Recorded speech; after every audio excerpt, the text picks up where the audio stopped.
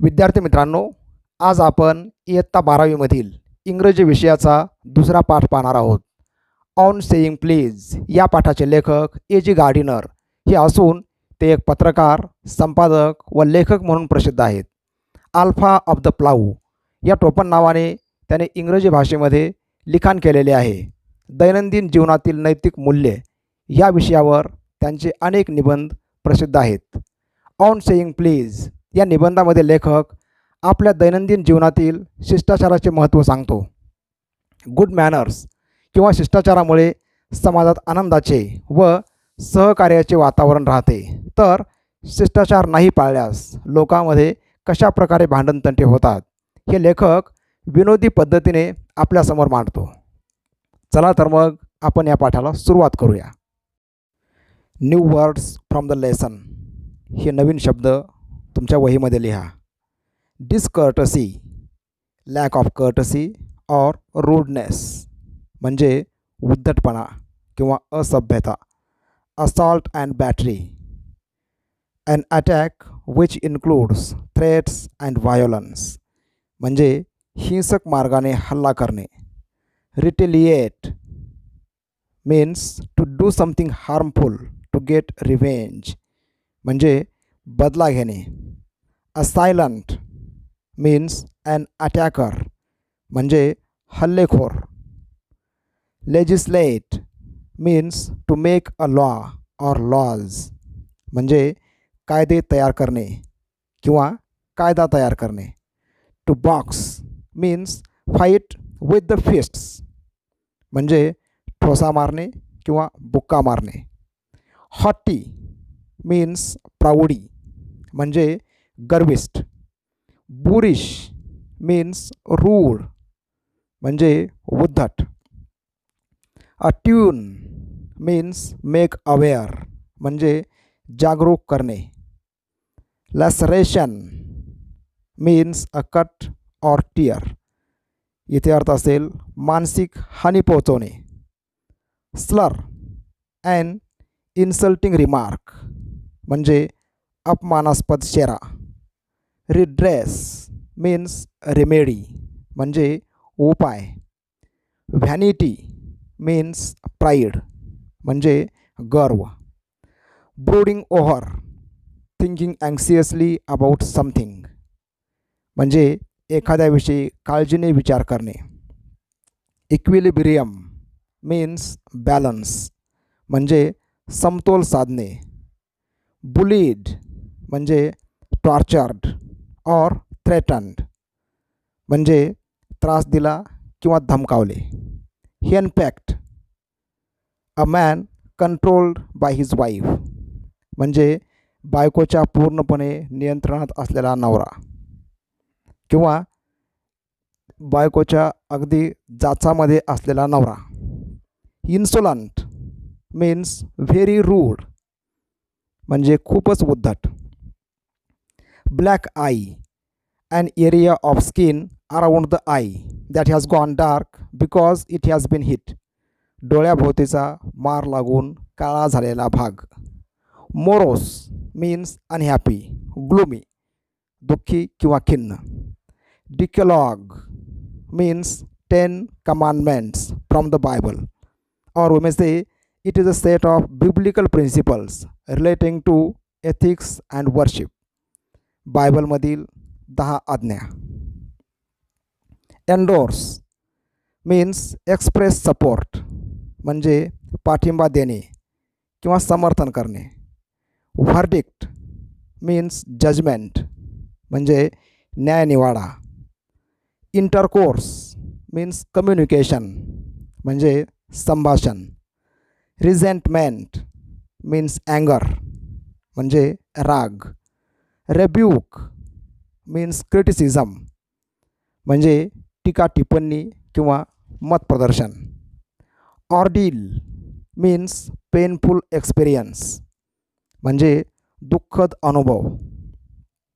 नाईव means a dishonest person म्हणजे अप्रामाणिक व्यक्ती. Coppers means coins of low value कमी मूल्यांची नाणी किंवा सुटी नाणी. cheerfully means happily, आनंदाने. Squared means settled, म्हणजे इथे अर्थ असेल हिशोब पूर्ण केला. Trampled on, crushed under feet, म्हणजे पायाखाली चिरडला गेला. Countenance means someone's facial expression, एखाद्याच्या चेहऱ्यावरील हावभाव. Treading on means trampling, म्हणजे पायाखाली चिरडणे. Assured means made sure, म्हणजे खात्री केली. Inexhaustible means unlimited, म्हणजे अमर्याद, अफाट. Solicitous means caring, काळजी घेणारा किंवा काळजीवाहू. Irradiated means produced or spread, म्हणजे पसरलेला. Uncouth means impolite, म्हणजे उद्धट. Benediction means a blessing, म्हणजे आशीर्वाद किंवा वरदान. Conciliatory means trying to win friendly feelings, म्हणजे सलोख्याचा किंवा मित्रवत. Panegyric means a speech or piece of writing to praise someone highly, एखाद्याविषयी प्रशंसा करणारे भाषण किंवा लेखन. Lower than the angels means less than perfect, म्हणजे पूर्णत्वास थोडीशी कमी. Moral affront means verbal insult, म्हणजे नैतिक अपमान किंवा शाब्दिक अपमान. Boor means a rude, insensitive person, उद्धट किंवा असंवेदनशील व्यक्ती. आता आपण प्रत्यक्ष पाठास सुरुवात करूया. पहा पुस्तकामध्ये. On saying please, the young liftman in a city office who threw a passenger out of his lift the other morning and was fined for the offense was undoubtedly in the wrong. It was a question of please.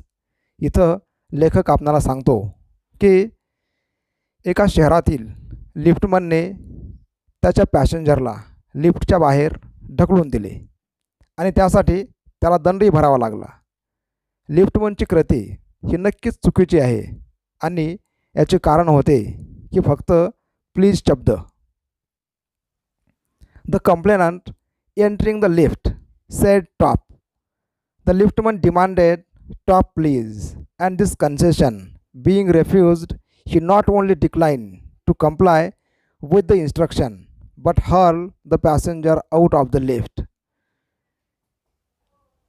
हा जो की तक्रारदार आहे, जो passenger आहे, त्याने लिफ्टमध्ये प्रवेश केला आणि तो म्हणाला टॉप. टॉप म्हणजे वरच्या मजल्यावरती चला. आणि लिफ्टमनने मागणी केली टॉप प्लीज. प्लीज शब्द उच्चार. त्या ठिकाणी लिफ्टमनची जी विनंती आहे, जी काही मागणी आहे, ती पॅसेंजरने पूर्णपणे नाकारली आणि त्यामुळं लिफ्टमनने रागाच्या भरामध्ये पॅसेंजरला लिफ्टच्या बाहेर ढकलून दिले. This of course was carrying a comment on manner too far. Discourtesy is not a legal offense and it does not excuse assault and battery. इथं लेखक पुन्हा आपणाला सांगतो की अशा प्रकारचं वर्तन हे एक उदाहरणच आहे डिस्कर्टसी, किंवा ज्याला म्हणतो आपण असभ्य वर्तन, याचं हे एक उदाहरणच आहे. आणि हे जे काही असभ्य वर्तन असेल हा काही कायदेशीर गुन्हा नाही. आणि जर असा गुन्हा एखाद्या व्यक्तीने केला तर त्याला आपण हिंसक मार्गाने प्रत्युत्तर देऊ शकत नाही. If a burglar breaks into my house and I knock him down, the law will acquit me, and if I am physically assaulted it will permit me to retaliate with reasonable violence. लेखक इथं दुसरं एक उदाहरण सांगतो की जर एखादा चोर, एखादा घरफोड्या आपल्या घरामध्ये आला असेल तर त्याच्यावरती आपण हल्ला करू शकतो, किंवा जर तुमच्यावरती कोणी शारीरिक हल्ला केला असेल तर त्यासाठी तुम्ही प्रतिहल्ला करू शकता. It does this because the burglar and my assailant have broken quite definite demands of the law, but no legal system could attempt to legislate against bad manners or could sanction the use of violence against something which it does not itself recognize as a legally punishable offense. And our sympathy with the liftman, we must admit that law is reasonable. इथं लेखक पुन्हा सांगतो की हा जो काही चोर आहे किंवा घरफोडे आहे त्याने आधीच कायदा मोडलेला आहे आणि त्याला तुम्ही शिक्षा करू शकाल. परंतु जे काही बॅड मॅनर्स आहेत, जे काही असभ्य वर्तन आहे त्या बाबतीमध्ये असं तुम्हाला करता येणार नाही. जरी आपल्याला लिफ्टमनविषयी सहानुभूती वाटत असेल तरी कायदासुद्धा अगदी योग्यच आहे. It would never do if we were at liberty to box people's ears because we did not like their behavior or the tone of their voices or the scowl on their faces. Our fists would never be idle and the gutters of the city would run with blood all day. इथं लेखक पुन्हा आपणाला सांगतो की जर हे असं असेल, जर डिसकर्टसी हा जर ऑफेन्स असेल तर काय होईल पहा इथं, it would never do if we were at liberty to box people's ears. आणि अशा लोकांना जर ठोसे मारण्याची परवानगी असेल तर मात्र खूपच अवघड होऊन जाईल. जसं की एखादा तुम्हाला आवाज किंवा मोठा आवाज आवडला नसेल किंवा एखाद्या चेहऱ्यावर तुम्हाला हावभाव आवडले नसतील तर तुम्ही त्याला ठोसे मारू शकाल आणि दिवसभर जे काही शहरामधले गटार आहेत त्यामध्ये रक्त वाहत जाईल. हे अगदी विनोदी पद्धतीने केलेलं वर्तन आहे. याचाच अर्थ असा की प्रत्येक शहरामध्ये असे असंख्य लोक आहेत की जे मॅनर्स पाळत नाहीत आणि त्यांना शिक्षा करणं पण शक्य नाही. It may be as uncivil as I may please and the law will protect me against violent retaliation. I may be haughty or boorish and there is no penalty to pay except the penalty of being written down an ill-mannered fellow. लेखक पुन्हा सांगतो की मी किती पण असभ्य वर्तन करेन आणि माझ्यावरती कुणी पण प्रतिहल्ला करू शकणार नाही. मी अगदी गर्विष्ठपणाने वागेन, मी अगदी उद्धटपणाने वागेन आणि लोक फक्त मला असंच म्हणू शकतील ॲन इल मॅनर्ड फेलो, एक असभ्य माणूस, अशी ओळख निर्माण होईल. या व्यतिरिक्त दुसरी कोणतीही शिक्षा होणार नाही. The law does not compel me to say please or to attune my voice to other people's sensibilities any more than it says that I shall not wax my moustache or dye my hair or wear ringlets down my back. लेखक पुन्हा सांगतो की कोणताही कायदा please म्हणण्यासाठी माझ्यावरती दबाव टाकू शकत नाही, जबरदस्ती करू शकत नाही.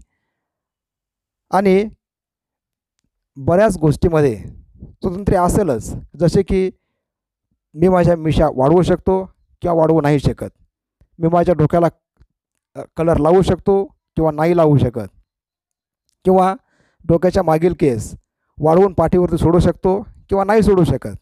या बाबतीमध्ये स्वातंत्र्य आहे. ते स्वातंत्र्य प्रत्येकाला मॅनर्स बाबतीतसुद्धा दिलेले आहे. It does not recognise the laceration of our feelings as a case for compensation. There is no allowance for moral and intellectual damages in these matters. लेखक इथं पुन्हा सांगतो की आपल्या जे काही इमोशन्स आहेत, फिलिंग्ज आहेत, त्या बाबतीमध्ये आपल्याला स्वातंत्र्य आहेच. आणि जे काही आपलं नैतिक किंवा मॉरल डॅमेज होईल त्यासाठी कोणताही कायदा नाही. This does not mean that the damages are negligible. It is probable that the liftman was much more acutely hurt by what he regarded as a slur upon his social standing than he would have been if he had a kick on his shins for which he could have got a legal redress. इथं लेखक पुन्हा सांगतो की परंतु हे जे काही इल मॅनर्समुळं, असभ्य वर्तनामुळं जे काही नुकसान होतं ते दुर्लक्ष करण्यासारखं नाही. लेखकाला असं वाटतं की हा जो काही लिफ्टमन आहे त्याला प्रचंड मानसिक त्रास झाला असेल. आपलं सामाजिक स्थान काय आहे आणि आपला अपमान का झाला याचा त्याला खूपच मानसिक त्रास झाला असता. लेखक असं पण सांगतो की जर लिफ्टमनच्या पायावरती लाथ मारली असती, इथं म्हटले पा शिन्स, SHINS, शिन्स म्हणजे front part of leg below the knee, गुडघ्याखालचा जो काही समोरचा भाग आहे त्या भागावर जर लाथ मारली असती तर त्रास कमी झाला असता जितका मानसिक त्रास लिफ्टमॅनला झाला. The pain of a kick on the shins soon passes away, but the pain of a wound to our self respect or our vanity may poison a whole day. इथं लेखक असं सांगतो की शारीरिक हिंसा किंवा मारपीट करणं हे मानसिक हिंसा करण्यापेक्षा सोयीचं असेल.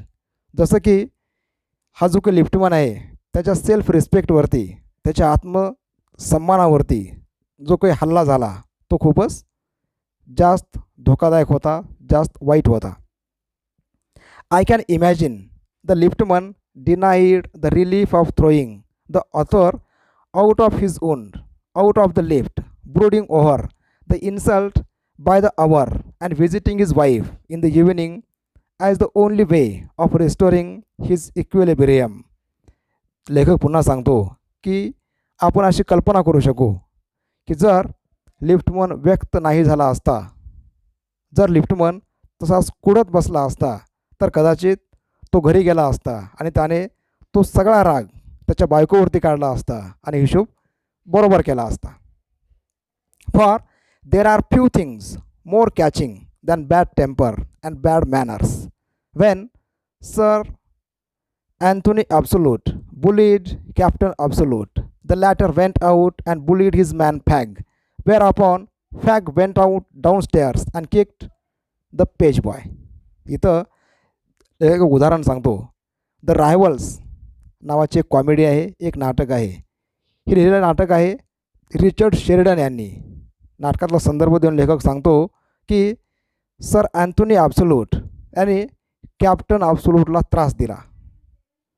त्यानंतर कॅप्टन ॲब्सोल्यूट आपला राग व्यक्त करतो फॅगवरती आणि नंतर हा जो फॅग आहे तो रागारागाने खाली जातो आणि तो जो काही त्याचा नौकर आहे पेज बॉय त्याला लाथ मारतो.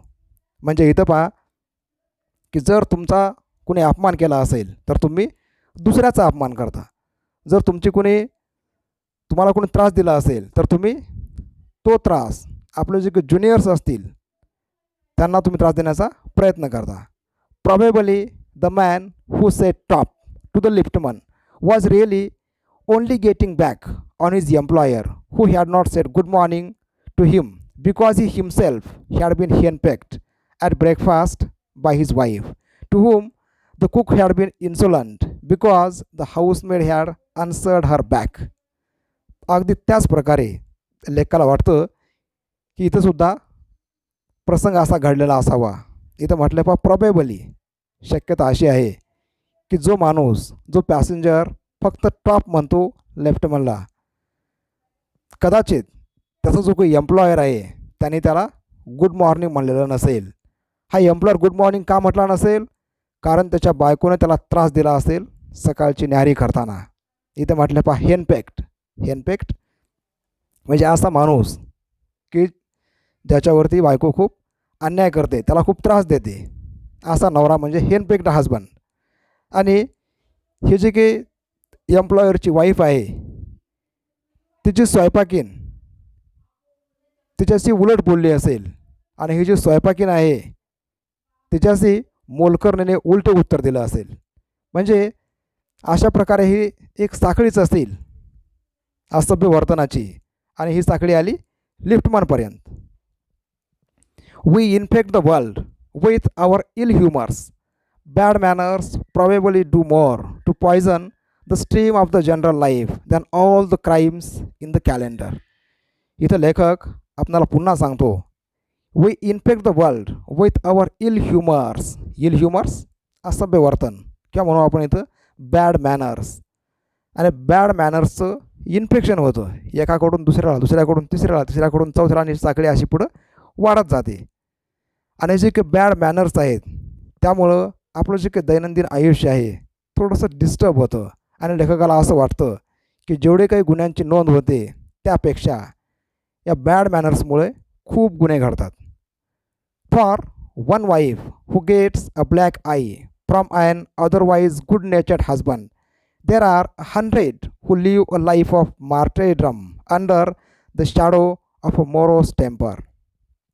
लेखक पुन्हा सांगतो की ज्यांना आपण सभ्य माणूस म्हणतो, सज्जन लोक म्हणतो, असे लोकसुद्धा आपल्या बायकोला त्रास देतात.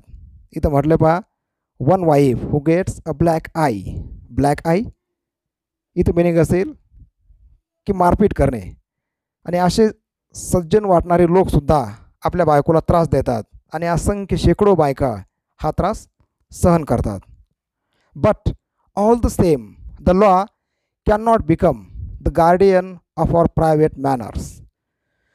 No decalogue could cover the vast area of offenses, and no court could administer a law which governed our social civilities, our speech, the tilt of our eyebrows, and all our moods and manners. जरी हे सगळं असं असेल तरीसुद्धा लेखकाला असं वाटतं की हे जे काही प्रायव्हेट मॅनर्स आहेत याचं निरीक्षण करण्यासाठी किंवा यासाठी शिक्षा देण्यासाठी कोणताही कायदा नाही किंवा कोणतंही कोर्ट नाही. इथं आणखी लेखक रेफरन्स देतो डिकेलॉग. डिकेलॉग म्हणजे बायबलमधील दिलेल्या ज्या 10 आज्ञा आहेत की ज्या मानवी वर्तनाशी संबंधित आहेत, चांगलं वर्तन कसं करावं या संबंधित आहेत. डिकेलॉगसुद्धा या मॅनर्सविषयी शिक्षा सांगू शकत नाही आणि शिक्षा देऊ शकत नाही. जसं की our speech, our tilt of eyebrows and our moods and manners असं इथं म्हटलेलं आहे बा लेखकानं. म्हणजे आपण जेव्हा बोलतो तेव्हा आपण चढ्या आवाजामध्ये बोलतो की कमी आवाजामध्ये बोलतो, किंवा आपले डोळ्याचे हावभाव किंवा हे जे काही आपले प्रायव्हेट मॅनर्स आहेत यासाठी शिक्षा देणं कायद्याला शक्य नाही किंवा कोणत्याही धार्मिक ग्रंथालासुद्धा शक्य नाही. But do we are bound to endorse the verdict against the liftman. Most people will have a certain sympathy with him. While it is true that there is no law that compels us to say please, there is a social practice much older and much more sacred than any law which enjoins us to be civil. इथं लेखक पुन्हा सांगतो की हे जे काही वर्तन असेल असभ्य वर्तन त्याचं कुणीही समर्थन करू शकत नाही. आणि हा जो काही लिफ्टमन आहे या लिफ्टमनविषयी अनेक लोकांना सहानुभूती वाटू शकेल की लिफ्टमनचं इथं काही फारसं चुकलेलं नाही, परंतु असा कोणताही कायदा नाही की जो प्लीज म्हणण्यासाठी एखाद्याला आग्रह करू शकेल किंवा जबरदस्ती करू शकेल. And the first requirement of civility is that we should acknowledge a service. Please and thank you are the small change with which we pay our ways as social beings. लेखक इथं पुन्हा सांगतो की जर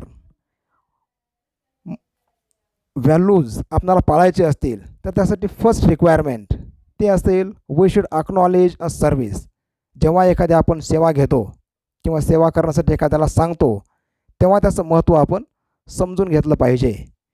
सेवा घेत असताना जर तुम्ही म्हणत असाल please, thank you, sorry, excuse me, तर हे जे काही एकंदरीत सेवा मागणं आणि सेवा देणं असेल ते काम होऊ शकेल व्यवस्थितपणे आणि तेच एक सुसंस्कृत माणसाचं लक्षण असेल. There are the little courtesies by which we keep the machine of life oiled and running sweetly. They put our intercourse upon the basis of a friendly cooperation and easy give and take instead of on the basis of superiors dictating to inferiors. इथं लेखक आपणाला सांगतो की हे जे काही शब्द आहेत प्लीज, थँक्यू, सॉरी वगैरे हे शब्द म्हणजे आपल्या आयुष्यामध्ये ऑइलिंगचं काम करतात. जसं एखाद्या मशीनला किंवा गाडीला आपण ऑइलिंग करतो आणि ती गाडी स्मूथपणे चालते, त्याचप्रमाणे जर तुम्ही गुड मॅनर्स अशा प्रकारे शब्द वापरत असाल तर तुमचं जे काही वर्तन आहे ते सुद्धा अगदी स्मूथली होतं, सामाजिक व्यवहार अगदी सुरळीतपणे पार पाडतात आणि त्यामुळं जे काही असेल easy give and take process होते किंवा लोकांमध्ये मित्रत्वाची भावना निर्माण होते, एकमेकांमध्ये सहकार्य होऊ शकेल. आणि जर तुम्ही हे मॅनर्स पाळत नसाल तर फक्त मग काय असेल की सुपेरियर्स डिक्टेटिंग टू इन्फेरियर्स, म्हणजे वरिष्ठाने कनिष्ठाला आज्ञा देणं हे काही फारसं योग्य नाही. त्यासाठी आपण हे जे काही सेवा आहे, हे जे काही सर्व्हिस आहे, याचं मूल्य ओळखलं पाहिजे आणि we have to use such words of good manners. It is a very vulgar mind that would to wish to command, where he can have the service for asking and have it with willingness and good feeling instead of resentment. लेखक इथं पुन्हा सांगतो की असे काही विकृत मनोवृत्तीचे लोक आहेत, इथं म्हटले पहा व्हल्गार माइंड, की जे आज्ञा देणं पसंत करतात. ज्या गोष्टी तुम्हाला सहज मागून मिळतील त्यासाठी आज्ञा देऊ नका. आणि जर एखादी गोष्ट तुम्हाला विलिंगली देत असेल कोणी, जर तुमच्याशी गुड फिलिंगने देत असेल, तर तुम्ही विनाकारण रागारागाने त्या व्यक्तीला आज्ञा देणं किंवा राग व्यक्त करणे हे पूर्णतः चुकीचं असेल. I should like to feature in this connection my friend the polite conductor. By this discriminating title, I do not intend to suggest a rebuke to conductors generally.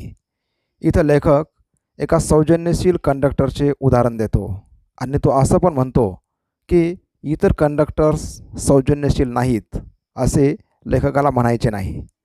On the contrary, I am disposed to think that there are few classes of men who come through the ordeal of a very trying calling better than bus conductors too. लेखक इथं असं पण म्हणतो की असे काही लोक आहेत किंवा असे काही काम करणारे लोक आहेत की जे कंडक्टरपेक्षासुद्धा अतिशय डिफिकल्ट म्हणजे अवघड असे काम करतात आणि सौजन्यशील राहतात. Here and there you will meet an unpleasant specimen who regards the passengers as his natural enemies, as creatures whose chief purpose on the bus is to cheat him and who can only be kept reasonably honest by a loud voice and an aggressive manner.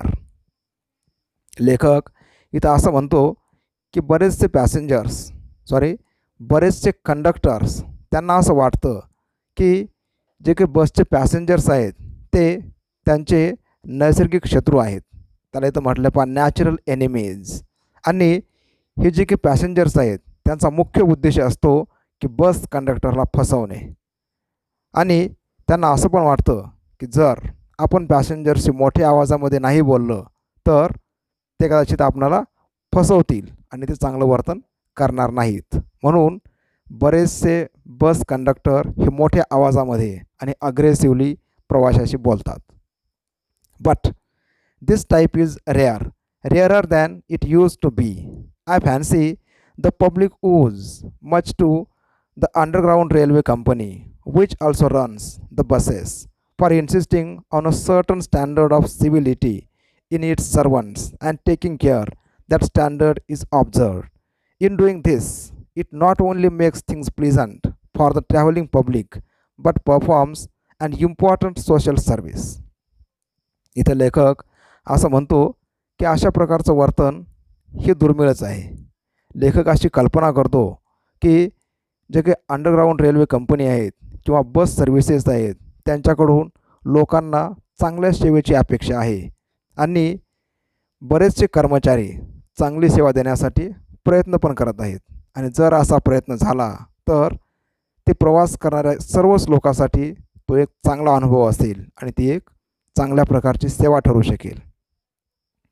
It is not, therefore, with any feeling of unfriendliness to conductors as a class that I pay a tribute to a particular member of that class. I first became conscious of his existence one day when I jumped onto a bus and found that I had left home without any money in my pocket. लेखक इथं असं सांगतो की हा जो conductor आहे त्याविषयी मी सुरुवातीलाच जे काही त्याचं वर्तन आहे त्यासंबंधी आय एक्सप्रेस ग्रॅटिट्यूड टू हिम. त्याचं वर्तन खूपच चांगलं होतं, त्यामुळे मी त्याचं कौतुक करतो. आणि हा प्रसंग लेखक इथं सांगतो की एके दिवशी मी बस पकडली आणि नंतर लेखकाच्या लक्षात आलं की त्याच्या खिशामध्ये मुळीच पैसे नव्हते. Everyone has had the experience and knows the feeling, the mixed feeling which the discovery arouses. You are annoyed because you look like a fool at the best and like a naive at the worst. लेखक पुन्हा सांगतो की जर तुम्ही बसमध्ये चढला असाल, बसमधून प्रवास करत असाल आणि तुमच्याकडं पैसे नसतील तर तुमच्या भावना कशा असतील? We have mixed feelings. लेखक इथं सांगतो की अशा प्रसंगी तुम्ही खूपच नाराज असाल किंवा लोक तुम्हाला डिसऑनेस्ट म्हणतील, अप्रामाणिक म्हणतील, अशी तुम्हाला भीती वाटत असेल. You wood not be at all surprised if the conductor eyed you coldly as much to say yes I know that स्टेल old trick now then of you get. And even if the conductor is a good fellow and lets you down easily, you are faced with the necessity of going back and the inconvenience perhaps of missing your train or your engagement. इथं लेखक पुन्हा असं सांगतो की जर तुमची अशी अवस्था असेल, जर तुम्ही पैशाशिवाय प्रवास करत असाल एखाद्या बसमध्ये, तर तुमच्याकडे शांतपणे पाहत कंडक्टर सांगू शकेल, अशी तुमची जुनी युक्ती मला माहिती आहे, चला व्हा बसच्या खाली. आणि अशा प्रसंगी तुम्हाला पैसे आणण्यासाठी परत वापस जावे लागेल आणि नंतरसुद्धा तुम्हाला बऱ्याच वेळा असुविधांचा सामना करावा लागेल. तुमची एखादी ट्रेन चुकू शकेल किंवा तुमची एखादी महत्त्वाची ठरलेली बैठक तुम्ही अटेंड करू शकणार नाहीत. Having searched my pockets in vain for stray coppers and having found I was utterly penniless, I told the conductor with as honest a face as I could assume that I couldn't pay the fare and must go back for money.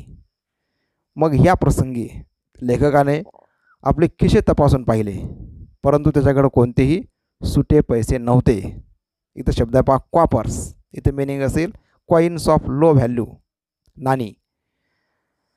आणि पैसे नाही सापडल्यानंतर अगदी प्रामाणिक चेहरा करून लेखकानं सांगितलं की माझ्याकडं प्रवास भाडं देण्यासाठी पैसे नाहीत आणि मला वापस गेलं पाहिजे.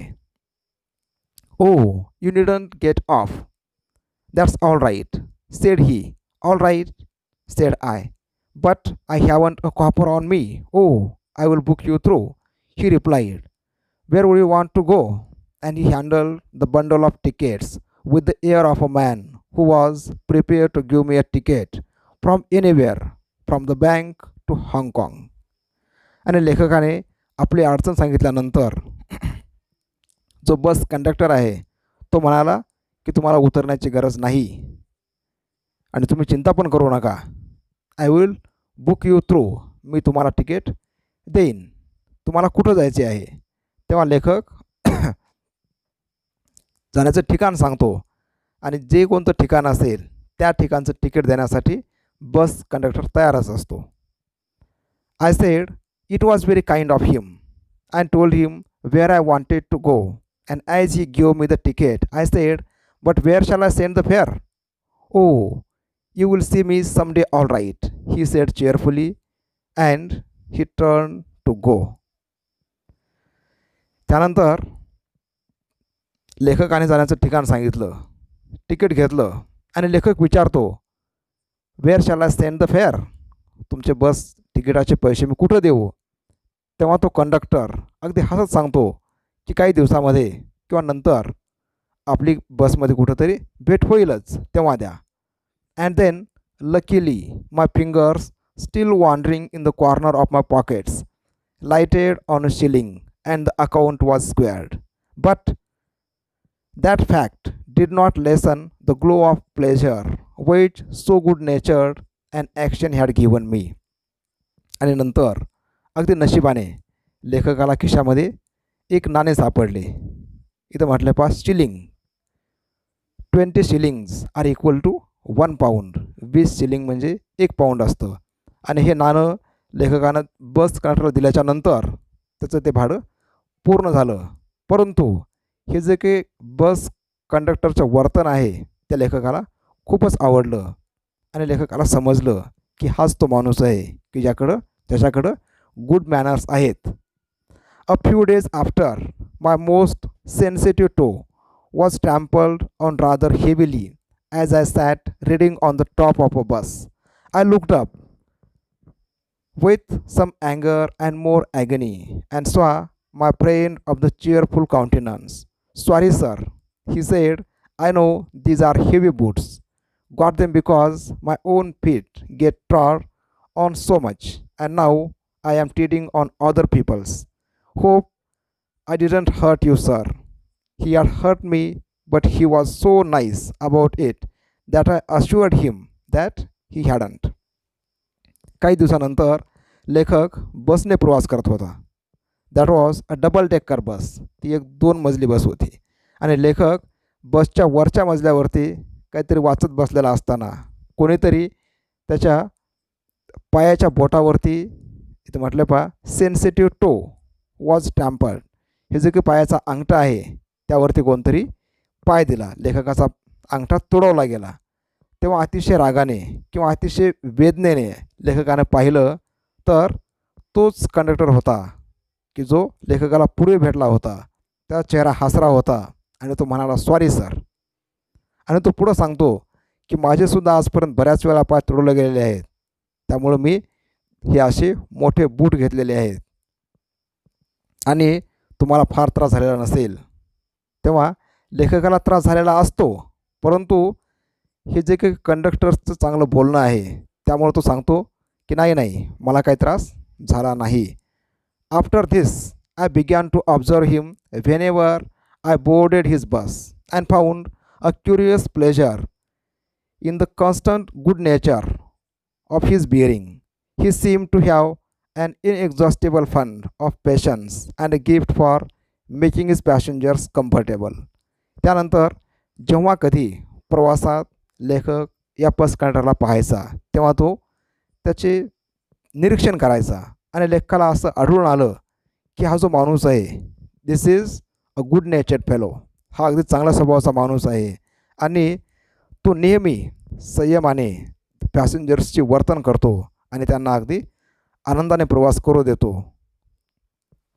I noticed that if it was raining, he would run up the stairs to give someone the tip that there was room inside. With old people, he was as considerate as a son, and with children, as solicitous as a father. तो बसमधल्या प्रत्येक प्रवाशाची काळजी घ्यायचा की जर पाऊस येत असेल तर तो लोकांना सांगायचा इकडे जागा आहे, या बाजूला जाऊन बसा. तो जे काही वृद्ध लोक असतील त्यांच्याशी तो मुलासारखा वागायचा. जे काही प्रवास करणारे मुलं असतील त्यांच्यासोबत तो एखाद्या वडिलाप्रमाणे वागायचा, त्यांची काळजी घ्यायचा. He had evidently a peculiarly warm place in his heart for young people and always indulged in some merry jest with them. If he had a blind man on board it was not enough to set him down safely on the pavement. प्रवास करणारी जे तरुण मुलं आहेत त्यांच्याशीही तो प्रेमाने वागायचा आणि त्यांच्याशी तो गप्पा गोष्टी करायचा. जर बसमध्ये काही आंधळी लोक असतील त्यांची तो विशेष काळजी घ्यायचा. He would call to Bill in front to wait while he took him across the road or round the corner or otherwise safely on his way. In short I found that he irradiated such an atmosphere of good temper and kindness that a journey with him was a lesson in natural courtesy and good manners. लेखक पुढं असं सांगतो की जर एखादा अंध प्रवासी असेल तर तो ड्रायव्हर बिल यांना सांगायचा की तुम्ही थांबा आणि जोपर्यंत तो त्या अंध व्यक्तीला त्याच्या योग्य मार्गावरती सोडत नसायचा तोपर्यंत तो बस त्याच ठिकाणी थांबवायचा आणि नंतर पुढचा प्रवास सुरू करायचा.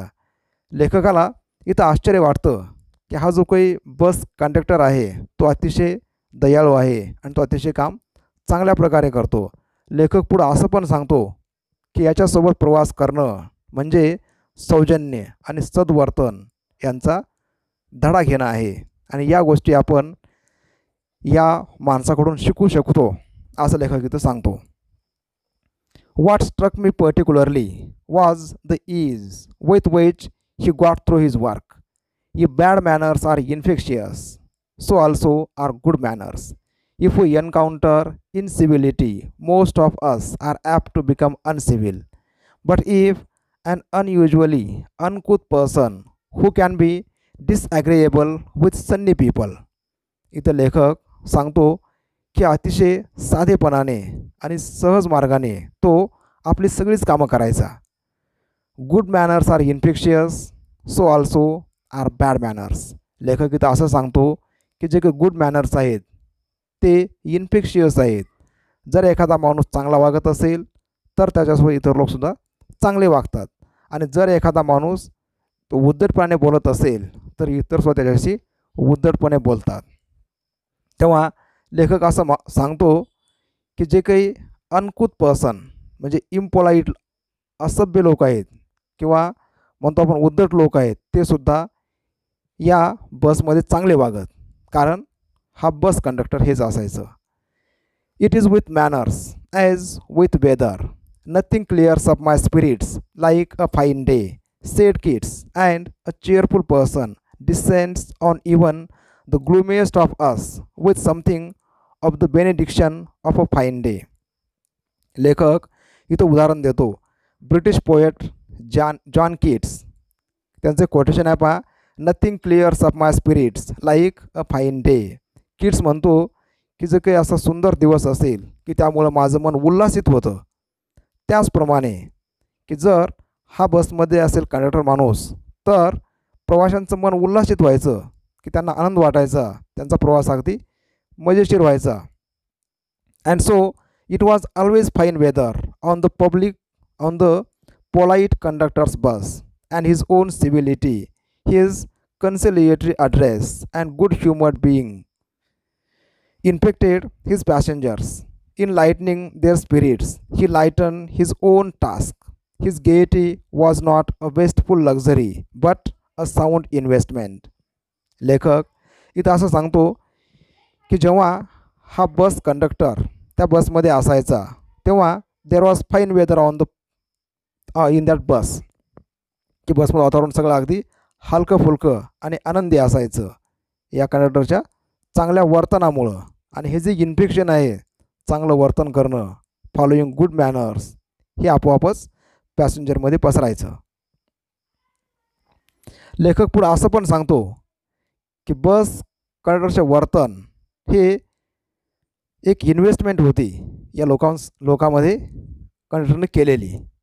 I have missed him from my bus route of late, but I hope that only means that he has carried his sunshine on to another road.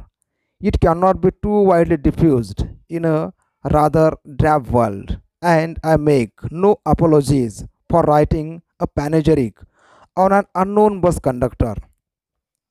लेखक इथं असं सांगतो की कधीकधी लेखकाला हा बस कंडक्टर त्याच्या बसमध्ये दिसायचा नाही, तेव्हा त्याला असं वाटायचं लेखकाला की हा दुसऱ्या एखाद्या बसमध्ये असेल आणि त्या लोकांसोबत तो चांगल्या प्रकारे वर्तन करत असेल. जरी हे जग नीरस असेल, कंटाळवाणं असेल, तरीसुद्धा या जगामध्ये असे काही लोक आहेत की जे आदर्श आहेत आणि हा कंडक्टर त्यापैकीच एक आहे. आणि त्याच्याविषयी मी जर एखादं भाषण लिहिलं किंवा एखादा निबंध लिहिला तर त्याचा मला वाईट वाटणार नाही. If Wordsworth could gather lessons of wisdom from the poor least gatherer on the lonely moor, I see no reason why lesser people should not take the lessons in conduct from one who shows how a very modest calling may be dignified by good temper and kindly feeling. लेखक इथं असं सांगतो की जर British poet Wordsworth धडा शिकू शकत असेल शहाणपणाचा कुणाकडून, द पुअर लीच गॅदरर, जो गरीब जळू गोळा करणारा माणूस आहे, जर त्याच्याकडून शहाणपण शिकणं शक्य असेल तर हा कंडक्टर आणि त्याचं वर्तन यावरसुद्धा आपण खूप काही धडा शिकू शकतो. आणि हा धडा असेल lesson of modesty, lesson of humble nature, की आपण नम्र असलं पाहिजे, आपण हंबल असलं पाहिजे. हा पाठ आपण याच्याकडून शिकू शकतो. It is a matter of general agreement that the war has had a chilling effect upon those little everyday civilities of behaviour that sweeten the general air. We must get those civilities back if we are to make life kindly and tolerable for each other. इथं लेखक असं म्हणतो की युद्धामुळं आपलं खूप नुकसान झालेलं आहे आणि जे काही दैनंदिन जीवनामधलं चांगलं वर्तन असेल, हास्य असेल किंवा गुड मॅनर्स असतील ते कमी झालेले आहेत. ते आपण वाढवले पाहिजेत आणि त्यामुळंच आपलं जगणं हे सुसह्य होईल, चांगलं होईल. We cannot get them back by invoking the law. The policeman is a necessary symbol and the law is a necessary institution for a society that is still somewhat lower than the angels. इथं लेखक पुन्हा असं सांगतो की हे जे काय good manners वर्तणुकीमध्ये आणणे, सामाजिक वर्तणुकीमध्ये आणणे, त्यासाठी कायदा काहीही करू शकत नाही किंवा पोलिसमन फारसे कामाचे नाहीत. आणि हे जे काही असेल कायदा किंवा policeman, they are lower than the angels, ते परिपूर्ण नाहीत, ते थोडेसे कमीच आहेत. But the law can only protect us against material attack, nor will the liftman's way of meeting moral affront by physical violence help us to restore the civilities. लेखक पुढं सांगतो की हा जो काही कायदा असेल किंवा पोलिसमन असतील ते तुम्हाला फक्त फिजिकल अटॅकपासून वाचवू शकतात, परंतु हे जे काही तुमच्यावरती नैतिक केलेला हल्ला असेल किंवा शाब्दिक केलेला हल्ला असेल त्यापासून कायदा वाचवू शकत नाही. आणि हा जो काही मार्ग आहे जो अवलंबलेला आहे लिफ्टमनने, फिजिकल व्हायोलन्स, ते पण आपण करू शकत नाही, तो पण मार्ग कामाचा नाही. I suggest to him that he would have had a more subtle and effective revenge if he had treated the gentleman who would not say please with elaborate politeness. लेखक इथं असं म्हणतो, I would like to suggest him. लेखकाला वाटतं की आपण लिफ्टमनला असं सांगितलं पाहिजे की जर तो अगदी नम्रपणे वागला असता, कुणाशी, त्या प्रवाशाशी, त्या पॅसेंजरशी की जो अगदी उद्धटपणे वागला, की ज्यानं कृपया म्हणण्यास पूर्णपणे नकार दिला. ही would have had the victory not only over the bore but over himself and that is the victory that counts. आणि जर लिफ्टमन नम्रपणे वागला असता तर याचा अर्थ असा झाला असता की त्याने स्वतःवरती विजय मिळवलेला आहे आणि हा विजय खूप मोठा आहे. The polite man may lose the material advantage but he always has the spiritual victory. I commend to the liftman a story of Chesterfield. मग इथं लेखक सांगतो की हा जो काही माणूस असेल किंवा एखादा पोलाईट, त्याला म्हणतो आपण नम्र माणूस असेल, थोडंसं त्याला त्रास होईल, परंतु जे काही नैतिक विजय असतो तो अशाच लोकांचा असतो की जे नम्र असतात. इथं लेखक लिफ्टमनसाठी एक छोटीशी स्टोरी सांगत आहेत. Story of Chesterfield. चेस्टरफील्ड हे एक ब्रिटिशमधील लेखक आहेत. त्यांची स्टोरी पहा. The story of Chesterfield. In his time the London streets were without the pavements of today and the man who took the wall had the driest footing. I never give the wall to a scoundrel, said a man who met Chesterfield one day in the street. I always do, said Chesterfield, stepping with a bow into the road. I hope the liftman will agree that the revenge was much more sweet than if he had plunged the fellow into the mud. मग इथं ही जी story आहे लेखक सांगू इच्छितो लिफ्टमनसाठी. ती story कशी आहे पहा. चेस्टरफील्ड हे राहतो ते लंडन शहरामध्ये आणि लंडन शहरामध्ये आज जसे फुटपाथ आहेत तसे फुटपाथ नव्हते. आणि जे लोक रस्त्याच्या कडेने भिंतीच्या बाजूने चालत त्यांचे पाय चिखलामध्ये भरत नसत. इथं म्हटलं पहा हॅड द ड्रायेस्ट फुटिंग. आणि एके दिवशी चेस्टरफील्ड यांना रस्त्यामध्ये एक माणूस भेटला आणि तो म्हणाला, मी बदमाश लोकांना कधीच भिंतीच्या कडेचा रस्ता देत नसतो. तेव्हा चेस्टरफील्ड यांनी सांगितलं की बदमाश लोकांना मी रस्ता नेहमीच देतो आणि त्यांनी त्या माणसाला रस्ता दिला. म्हणजे पहा, जर एखादा माणूस उद्धटपणे बोलत असेल तर आपण त्याचा सामना अगदी नम्रपणे केला पाहिजे आणि त्याला धडा पण शिकवला पाहिजे. In this way, the story ends here. Summary of the lesson. The writer A.G. Gardiner points out the value of good manners in social life in his essay on saying please.